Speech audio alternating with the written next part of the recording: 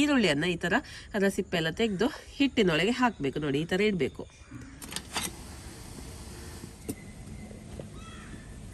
ನೋಡಿ ಎಷ್ಟು ಸುಲಭದಲ್ಲಿ ಬರ್ತಾ ಉಂಟು ಅಂತ, ಎಷ್ಟು ಸಾಫ್ಟ್ ಆಗಿ ಬಂದಿದೆ ಅಂತ ನೋಡಿ.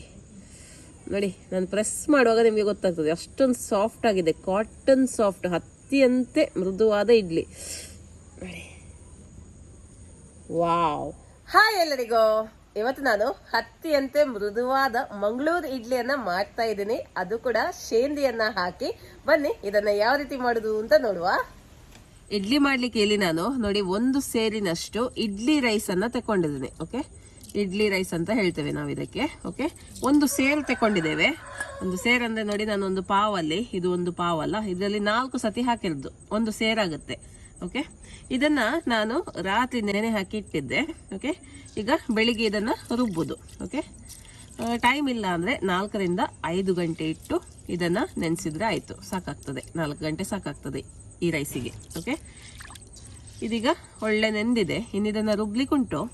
ಇದನ್ನ ಗ್ರೈಂಡ್ ಮಾಡುವಾಗ ಇದಕ್ಕೆ ಬೇರೆ ಐಟಮ್ಸ್ ಎಲ್ಲ ಹಾಕ್ಲಿಕ್ಕೆ ಉಂಟು. ಯಾವ್ದೆಲ್ಲ ಐಟಮ್ಸ್ ಅಂತ ನೋಡುವ. ನೋಡಿ, 1 ಸೇರು ಅಕ್ಕಿಗೆ 1 ಲೋಟದಷ್ಟು ಉದ್ದಿನ ಬೇಳೆನ ತಕೊಂಡಿದ್ದೇನೆ. ಇದನ್ನ ಸಹ ನೆನೆ ಹಾಕ್ಲಿಕ್ಕೆ ಉಂಟು. ಒಂದು ಅರ್ಧ ಗಂಟೆ ನೆನೆಸಿದ್ರೆ ಸಾಕಾಗ್ತದೆ, ಇದು ಬೇಗ ನೆನೆಯುತ್ತೆ. ಓಕೆ, 1 ಲೋಟ ಅಂದ್ರೆ ಪಾವಲ್ಲಿ ಹೇಳುದಾದ್ರೆ ಒಂದು ಅರ್ಧ ಪಾವಷ್ಟು ಸಾಕು. ಯಾಕಂದ್ರೆ ಇದಕ್ಕೆ ನಾವು ಶೇಂದಿ ಹಾಕ್ತೇವೆ. ನೋಡಿ, ಶೇಂದಿ ಅಂದ್ರೆ ಇದುವೇ. ಓಕೆ, ಟಾಡಿ ಅಂತ ಹೇಳ್ತಾರೆ ನೋಡಿ ಇಂಗ್ಲಿಷಲ್ಲಿ. ಅದು ಇದೆಂತ ಅಂದ್ರೆ ಅಂಗಡಿಯಿಂದ ತಂದ ಕೂಡ್ಲೆ ನೋಡಿ ಇದಕ್ಕೆ ಸ್ವಲ್ಪ ಸಕ್ಕರೆ ಹಾಕಿ ಇಡಬೇಕು. ಸಕ್ಕರೆ ಹಾಕಿ ಇಟ್ಟು ಮತ್ತೆ ಇದನ್ನ ಯೂಸ್ ಮಾಡ್ಬೇಕಾಯ್ತಾ. ಆವಾಗ ಇಡ್ಲಿ ಎಲ್ಲ ಒಳ್ಳೆ ಸಾಫ್ಟ್ ಆಗಿ ಬರ್ತದೆ.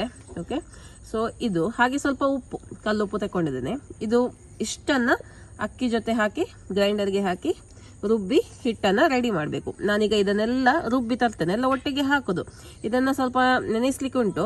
ಇದು ಒಳ್ಳೆ ನೆಂದ ನಂತರ ಇದೊಂದು ಅರ್ಧ ಗಂಟೆ ನೆನೆಸ್ತೇನೆ ಅಷ್ಟೇ. ರುಬ್ಬಿ ತಂದಿದ್ದೇನೆ ನೋಡಿ, ಈ ಹದದಲ್ಲಿ ಉಂಟು. ಅಂದ್ರೆ ತುಂಬಾ ನೈಸ್ ಆಗ್ಬೇಕಂತೇನಿಲ್ಲ ಇಡ್ಲಿ ಮಾಡುವಾಗ.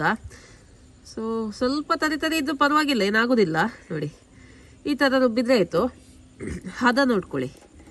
ಓಕೆ, ಇನ್ನು ಏನು ಮಾಡಬೇಕು ಅಂದ್ರೆ ಮೇನ್ ಏನಂದ್ರೆ ಕೆಲಸ, ಕೈಯಲ್ಲಿ ಇದನ್ನ ಚಂದ ಮಾಡಿ ಮಿಕ್ಸ್ ಮಾಡಬೇಕು. ಒಂದು 5 ನಿಮಿಷನಾದರೂ ಕೈಯಲ್ಲೇ ಮಿಕ್ಸ್ ಮಾಡಬೇಕು. ಸ್ಪೂನ್ ಅದಿದ್ದು ಯಾವುದಲ್ಲಿ ಕೂಡ ಮಿಕ್ಸ್ ಮಾಡಬಾರ್ದು. ಇಡ್ಲಿ ನಿಮಗೆ ಚೆನ್ನಾಗಿ ಬರಬೇಕು ಅಂದರೆ ಕೈಯಲ್ಲೇ ಮಿಕ್ಸ್ ಮಾಡಬೇಕು. ಓಕೆ, ಚಂದ ಮಾಡಿ ಮಿಕ್ಸ್ ಮಾಡಿದ್ದೇನೆ. ಇನ್ನಿದನ್ನು ಹುಳಿ ಬರಲಿಕ್ಕೆ ಇಡ್ಲಿಕ್ಕೆ ಉಂಟು. 8 ಗಂಟೆ ಬೇಕು, 8 ರಿಂದ 12 ಗಂಟೆ. ಒಮ್ಮೊಮ್ಮೆ ಲೇಟ್ ಆದರೆ, ಚಳಿ ಎಲ್ಲ ಇದ್ದರೆ ಸ್ವಲ್ಪ ಲೇಟ್, 12 ಗಂಟೆ ಆಗ್ತದೆ. ಇಲ್ಲಾಂದರೆ 8 ಗಂಟೆ, ಅದಕ್ಕಿಂತ ಮುಂಚೆ ಕೂಡ ಆಗ್ತದೆ ಒಮ್ಮೊಮ್ಮೆ. ಸೊ ಅದು ಹೇಗೆ ಫೈಂಡ್ ಔಟ್ ಮಾಡೋದು, ಹೇಗೆ ಗೊತ್ತಾಗುತ್ತೆ ಅಂದರೆ ನೋಡಿ, ನಮ್ಮದೊಂದು ಟ್ರಿಕ್ಸ್. ನಾವು ಮನೇಲಿ ಏನು ಯೂಸ್ ಮಾಡ್ತೇವೆ ಅಂತ ನೋಡ್ಕೊಳ್ಳಿ ನೀವು. ಸೊ ನಾವೇನು ಮಾಡ್ತೀವಿ ಅಂದರೆ, ಒಂದು ಈರುಳ್ಳಿಯನ್ನು ಇದರೊಳಗೆ ಹಾಕ್ತೇವೆ. ಓಕೆ, ಇದು ಯಾರಿಗೆಲ್ಲ ಹಿಟ್ಟು ಹುಳಿ ಬಂದಿದೆ ಇಲ್ವಾ ಅಂತ ಡೌಟ್ ಆಗ್ತದೆ ನೋಡಿ, ಅಂಥವ್ರು ಇದನ್ನು ಈ ಟ್ರಿಕ್ಕನ್ನು ಫಾಲೋ ಮಾಡ್ಬೋದು. ಅಂದರೆ ಎಂತ ಆಗುತ್ತೆ ಅಂದರೆ, ಅದು ಹುಳಿ ಬಂದದ್ದು ಜಾಸ್ತಿ ಆದರೆ, ಮತ್ತು ಈ ಸನ್ನಾಸ್ ಉಂಟು ನೋಡಿ, ಈ ಸನ್ನಾಸ್ ಅಂದರೆ ಇದು ಇಡ್ಲಿ, ಇದು ತುಂಬ ಹುಳಿ ಆಗುತ್ತೆ ಇಡ್ಲಿ ಆದ ನಂತರ. ಅಂದರೆ ನಾವು ಶೇಂದಿ ಎಲ್ಲ ಹಾಕ್ತೇವಲ್ಲ ಅದಕ್ಕೆ. ಸೊ ಅದು ಕರೆಕ್ಟ್ ಟೈಮಿಗೆ ಇದನ್ನು ನಾವು ಇಡ್ಲಿ ಮಾಡಬೇಕು. ಅದು ಹೇಗೆ ಗೊತ್ತಾಗ್ತದೆ ಅಂದರೆ, ಇದು ನಮ್ಮ ಮನೆಯಲ್ಲಿ ನಾವು ಫಾಲೋ ಮಾಡುವಂಥ ಟ್ರಿಕ್. ಒಬ್ಬೊಬ್ಬರ ಮನೆಯಲ್ಲಿ ಒಂದೊಂದು ರೀತಿ ಇರ್ಬೋದು. ಓಕೆ, ಒಂದು ಈರುಳ್ಳಿಯನ್ನು ಈ ಥರ ಅದರ ಸಿಪ್ಪೆ ಎಲ್ಲ ತೆಗೆದು ಹಿಟ್ಟಿನೊಳಗೆ ಹಾಕಬೇಕು. ನೋಡಿ, ಈ ಥರ ಇಡಬೇಕು. ಇದು ಹುಳಿ ಬಂದ ನಂತರ ಏನಾಗುತ್ತೆ ಅಂದರೆ, ಈ ಈರುಳ್ಳಿ ಏನಿದೆ ನೋಡಿ ಪೂರ್ತಿಯಾಗಿ ಮುಳುಗುತ್ತೆ. ಆವಾಗ ಇದು ಹಿಟ್ಟು ರೆಡಿಯಾಗಿದೆ ಅಂತ ಅರ್ಥ. ಸುಮಾರೊಂದು 6 ಗಂಟೆ ನಂತರ ನೀವು ಚೆಕ್ ಮಾಡ್ಬೋದು. ಇದನ್ನು ಇಟ್ಟು ಒಂದು 6 ಗಂಟೆ ಬಿಟ್ಟು ಚೆಕ್ ಮಾಡ್ಬೋದು. ಓಕೆ, ಈರುಳ್ಳಿ ಪೂರ್ತಿಯಾಗಿ ಮುಳುಗಿದ್ರೆ ಹಿಟ್ಟು ರೆಡಿಯಾಗಿದೆ ಅಂತ ಅರ್ಥ. ಇಲ್ಲಾಂದರೆ ನಾವು ತುಂಬ ಸಮಯ ಇಟ್ಟರೆ ಕೂಡ ಏನಾಗುತ್ತೆ ಅಂದರೆ, ಇಡ್ಲಿ ಅಂದರೆ ಈ ಸನ್ನಾಸ ಏನು ಹೇಳ್ತೇವೆ ನೋಡಿ, ಅದು ತುಂಬ ಹುಳಿ ಆಗುತ್ತೆ. ಅದಕ್ಕೋಸ್ಕರ ಅದು ಕರೆಕ್ಟ್ ಟೈಮಿಗೆ ನಾವು ಹಿಟ್ಟನ್ನು ತೆಗೆದು ಇಡ್ಲಿಯನ್ನು ಮಾಡಲಿಕ್ಕೆ ಉಂಟು. ಈಗ ಇದನ್ನು ಮುಚ್ಚಬೇಕು. ಒಂದು ಪ್ಲೇಟ್ ಇಟ್ಟು ಒಂದು ಬಟ್ಟೆ ಕಟ್ಟುವ ಈ ಥರ.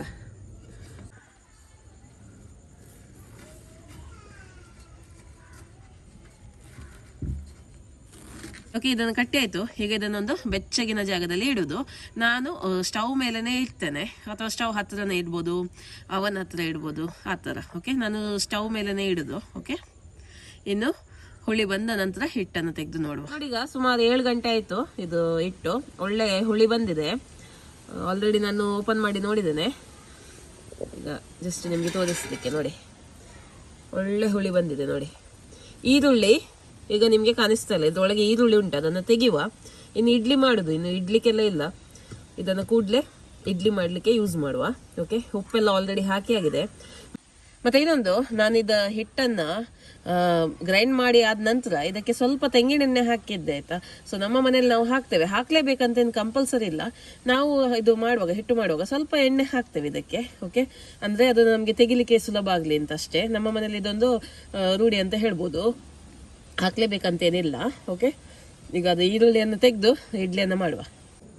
ಈರುಳ್ಳಿಯನ್ನು ತೆಗೆಯುವ. ನೋಡಿ, ಅದು ಕೆಳಗೆ ಹೋಗಿದೆ, ಇಲ್ಲಿ ಉಂಟು ನೋಡಿ.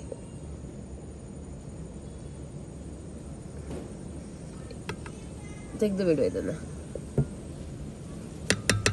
ನೋಡಿ, ಈಗ ಇಡ್ಲಿ ಮಾಡ್ಲಿಕ್ಕೆ ಇಡ್ಲಿ ಪಾತ್ರೆಯಲ್ಲಿ ನೀರು ಹಾಕಿ ಬಿಸಿ ಮಾಡ್ಲಿಕ್ಕೆ ಇಟ್ಟಿದ್ದೇವೆ.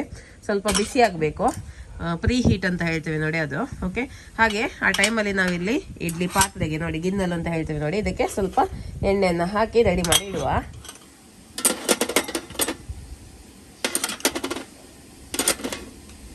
ಹಾಕುವ ಈಗ. ನೋಡಿ, ಪೂರ್ತಿಯಾಗಿ ಹಾಕ್ಲಿಕ್ಕಿಲ್ಲ, ಅರ್ಧದಷ್ಟು ಹಾಕಿದ್ರೆ ಆಗ್ತದೆ.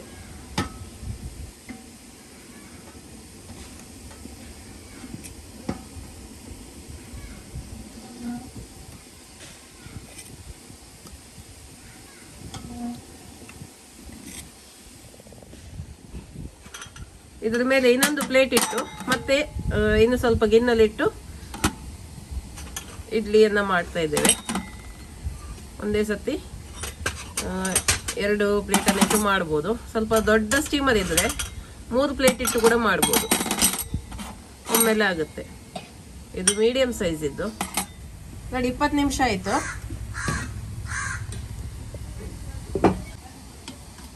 ತೆಗೆದು ಬಿಡುವ. ಇಡ್ಲಿ ರೆಡಿ ಆಗಿದೆ.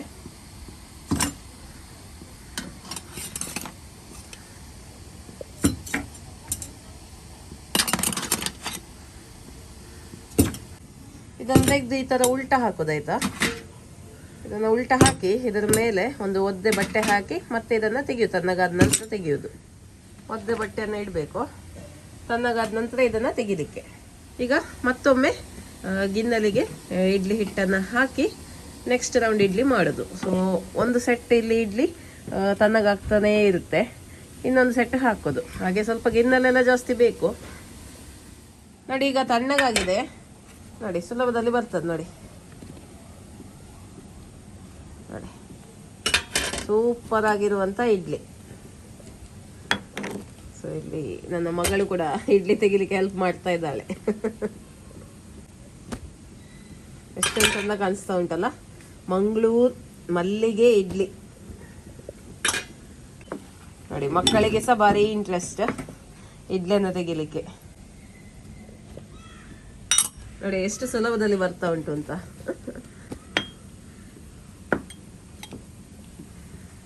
ನೋಡಿ, ಇನ್ನೊಂದು ಬ್ಯಾಚ್ ಅಲ್ಲಿ ಆಗ್ತಾ ಉಂಟು ಇಡ್ಲಿ. ನೋಡಿ, ಅಲ್ಲಿ ಆಗ್ತಾ ಉಂಟು. ಸೊ ಯಾವುದೇ ಫಂಕ್ಷನಿಗೆಲ್ಲ ಈ ರೀತಿ ನೀವು ಇಡ್ಲಿಯನ್ನು ಮಾಡ್ಬೋದು. ಸೊ ಒಂದು ಸೇರು ಅಕ್ಕಿಗೆ ನಿಮಗೆ 50ರಿಂದ 60 ಇಡ್ಲಿಯನ್ನು ಮಾಡ್ಬೋದು. ಸ್ವಲ್ಪ ತೆಳುವಾಗಿ ಹಿಟ್ಟು ಮಾಡಿದ್ರೆ ಒಂದು 60 ಇಡ್ಲಿ 70 ಇಡ್ಲಿ ಮಾಡ್ಬೋದು. ಈಗ ಜಸ್ಟ್ ಒಂದು ಇಡ್ಲಿಯನ್ನು ತೋರಿಸ್ತೇನೆ ನಿಮಗೆ, ಎಷ್ಟು ಸಾಫ್ಟ್ ಆಗಿ ಬಂದಿದೆ ಅಂತ. ನೋಡಿ ನೋಡಿ, ನಾನು ಪ್ರೆಸ್ ಮಾಡುವಾಗ ನಿಮಗೆ ಗೊತ್ತಾಗ್ತದೆ, ಅಷ್ಟೊಂದು ಸಾಫ್ಟ್ ಆಗಿದೆ. ಕಾಟನ್ ಸಾಫ್ಟ್, ಹತ್ತಿಯಂತೆ ಮೃದುವಾದ ಇಡ್ಲಿ. ನೋಡಿ, ವಾವ್. ನೋಡಿ, ಈಸ್ಟ್ ಇಲ್ಲ, ಜಾಸ್ತಿ ಉರ್ದು ಕೂಡ ಬೇಡ, ಎಷ್ಟು ಸಾಫ್ಟ್ ಆಗಿ ಬಂದಿದ್ದು ನೋಡಿ.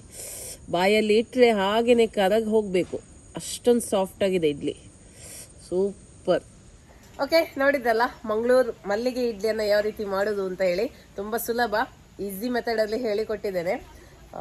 ಜಸ್ಟ್ ಒಂದು ಟೇಸ್ಟ್ ಮಾಡಿ ನೋಡುವ. ಬಾಯಲ್ಲಿ ಇಟ್ಟರೆ ಕರಗುತ್ತೆ, ಅಷ್ಟೊಂದು ಸಾಫ್ಟ್ ಇದೆ.